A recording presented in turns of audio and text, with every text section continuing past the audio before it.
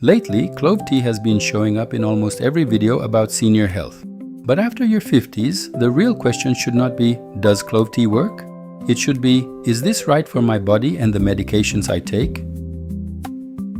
Dropping 2 cloves into hot water sounds really harmless, doesn't it? But sometimes even the most ordinary kitchen habit can need a little more caution than it seems, especially if you take medications regularly. Today, let's look at this together. What clove tea may actually support, which claims may be a little exaggerated, and who should be a bit more careful with it. And near the end of the video, we'll leave you with something small but genuinely useful, a 3-question safety check. When you ask yourself these 3 questions before drinking clove tea, making the right decision will take only a few seconds. Clove tea has become especially popular lately among people looking for natural kitchen-based health habits after age 50. In some videos, cloves are presented almost like a miracle, with very strong claims about blood sugar, inflammation, the liver, and digestion. At Alinart Health, we take a more cautious approach to topics like this, because just because a food contains beneficial plant compounds does not mean it is suitable for everyone every single day.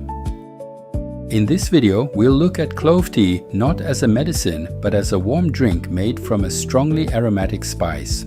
What it may genuinely support, where the evidence is still not strong enough, and who should ask their doctor before using it regularly. We'll talk about all of that in simple language. If you enjoy science-based, balanced, and safe health content, don't forget to like this video, subscribe to Alinart Health, and turn on notifications. And let me ask you this in the comments. Have you tried cloves as a tea before, or have you only used them as a spice in food? Clove is a small spice, but its aroma is incredibly strong, isn't it? Behind that sharp smell and taste is mainly eugenol. Eugenol is found in very high concentration in clove oil. In dried whole cloves, it appears in a much lower and more natural amount, in food form. And this is exactly where the main problem starts online. A lot of content talks about clove tea, clove oil, whole cloves, clove extract, and laboratory studies as if they were all the same thing, but they are not. A cup of clove tea is made by steeping just a few whole cloves in hot water. Clove oil, on the other hand, is a much more concentrated product, and when taken by mouth, it can carry serious risks. Acting with a the more the better mindset without understanding this difference is not a good idea at all. After age 50, this difference becomes even more critical, because after these ages, many of us may be taking regular medications for blood pressure, blood sugar, clotting, stomach issues, or liver-related concerns. In that situation, even an herbal tea should not be thought of as just tea. When we talk about clove tea, we need to separate 3 things from each other: traditional use, early scientific findings, and truly strong human evidence. Traditional use can give us interesting clues. Laboratory studies can give us ideas about mechanisms. But when it comes to health advice, what really matters is whether safe and consistent results have been shown in humans. That is exactly why today we are not looking at clove tea as a miracle drink, but as an option that may add aromatic support to a daily routine when used carefully. Clove tea after 50. 7 things you need to know. Number 1. Clove tea is not a treatment. This is the first and most important point. Clove tea is not a method that treats, heals, or reverses any disease. If you hear strong claims in a video like clove tea fixes blood sugar, cleanses the liver, eliminates inflammation, or everyone must drink it after 50, that is where you need to pause and think for a moment. Yes, cloves really do contain plant compounds. These compounds have been studied in laboratory settings for antioxidant, antimicrobial, and other biological effects. But a laboratory finding does not mean that a cup of tea you drink at home will produce the same result. A more accurate and safer sentence would be this: clove tea may be a warm, aromatic, sugar-free, and soothing drink option for some people, but it never replaces medical treatment. This becomes especially important after age 50, because during this period, health decisions should be based on a person's own health history, not on trend videos. Number 2. Clove tea and clove oil are not the same thing. This is one of the most critical safety points you need to know about cloves. Whole cloves are a spice used in small amounts in foods and drinks. Clove tea is also usually prepared by steeping a few whole cloves in hot water.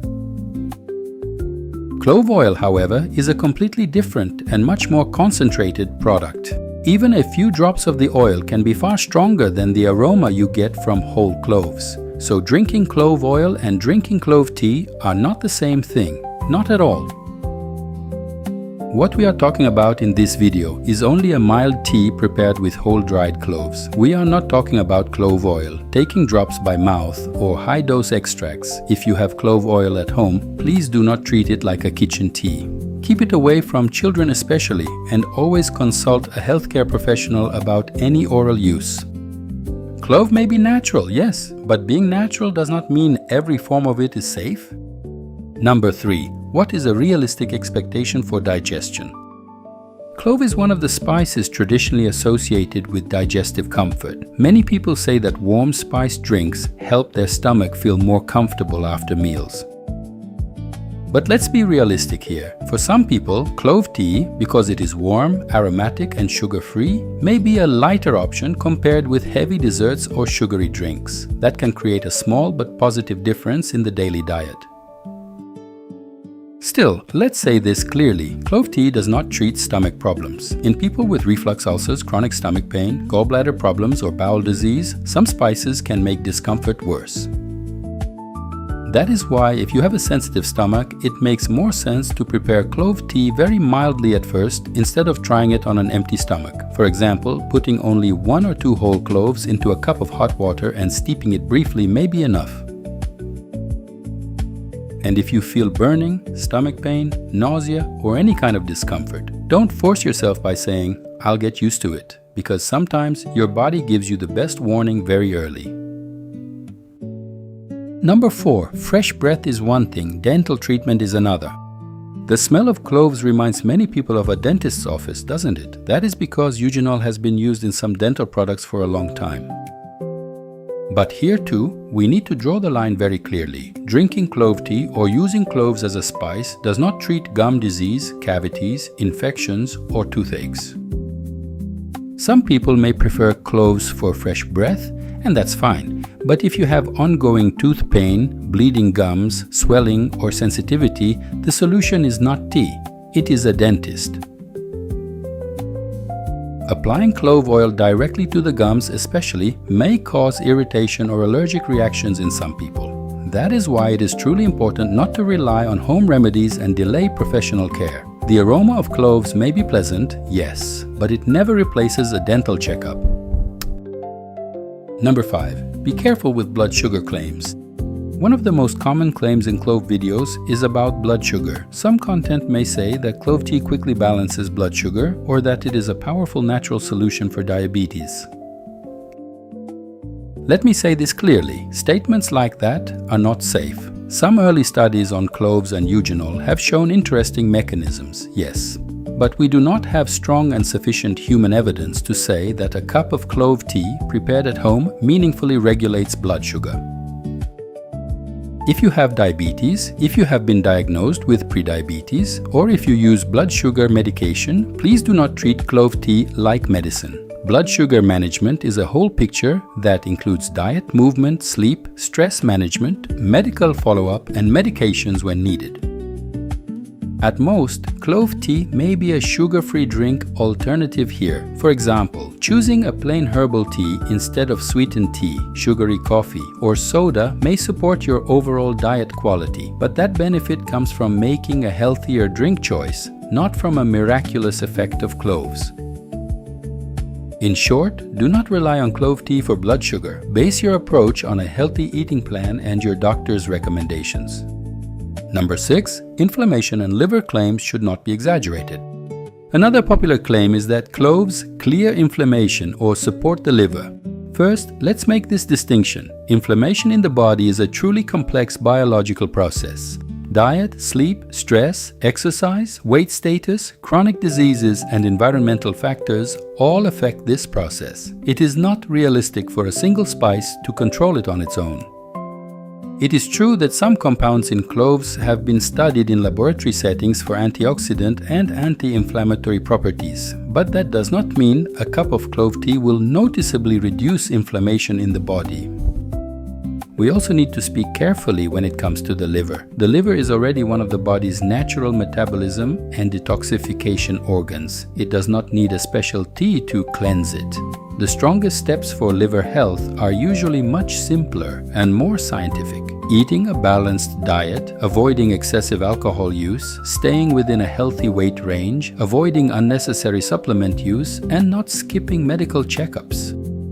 On top of that, concentrated forms like clove oil can be risky at high doses, so consuming more just because it supports the liver can actually turn into the opposite of what you want. Small, simple, and safe use is always smarter than exaggerated use.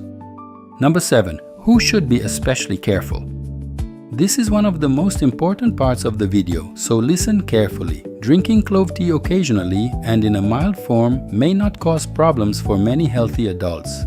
But some people should definitely ask their doctor or pharmacist before starting regular use. People taking medications that affect clotting, people with bleeding disorders, or people with plant surgery should be careful. People using diabetes medication or experiencing blood sugar swings should also consult a healthcare professional before adding clove tea to their daily routine. The same applies to people with liver disease, sensitive stomachs, a history of allergies, pregnant women, breastfeeding women, and people taking more than one regular medication. Our goal here is not to scare you, but let's not forget this. After age 50, the body's health story becomes more personal. An herbal tea that works well for your neighbor may not be compatible at all with your medication list or stomach sensitivity. The safest approach with natural products is this: a small amount, a short trial, listening to your body, and getting professional guidance before regular use.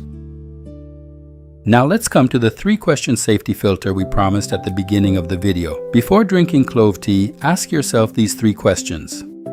First question: do I take medications regularly? If your answer is yes, especially if you take medications for blood sugar, blood pressure, clotting, the heart, the liver, or the stomach, talk to your doctor or pharmacist before you start drinking clove tea every day.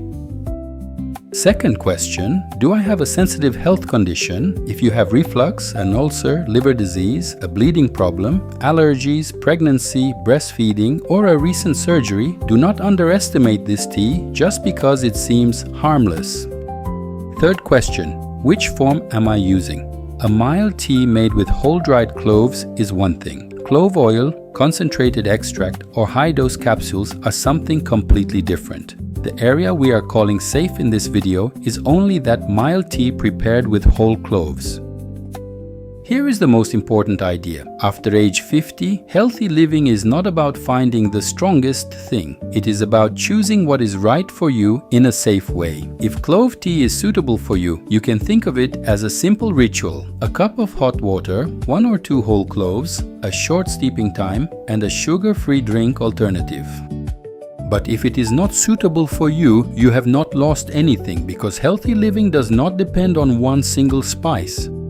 Today, we looked at clove tea from a more realistic perspective. First, clove tea is not a treatment. It may contain some plant compounds, but it would not be right to say that it heals diseases or solves specific health problems. Second, clove tea and clove oil are not the same thing. A mild tea prepared with whole cloves should not be confused with concentrated oil or extract forms. Third, after age 50, the most important topic is personal safety. The medications you take regularly, your stomach sensitivity, liver issues, clotting risks, and other health conditions. All of these need to be considered. This video is for educational purposes and does not replace personal medical advice. The safest way to make a decision that fits your own health situation is to consult your doctor, dietitian, or pharmacist. Small habits can bring meaningful results over time, but the best habit is always the one that is safe. If this video helped you, don't forget to like it. By subscribing to Alinart Health, you won't miss new videos about nutrition, healthy living, senior health, gut health, and science-based health tips.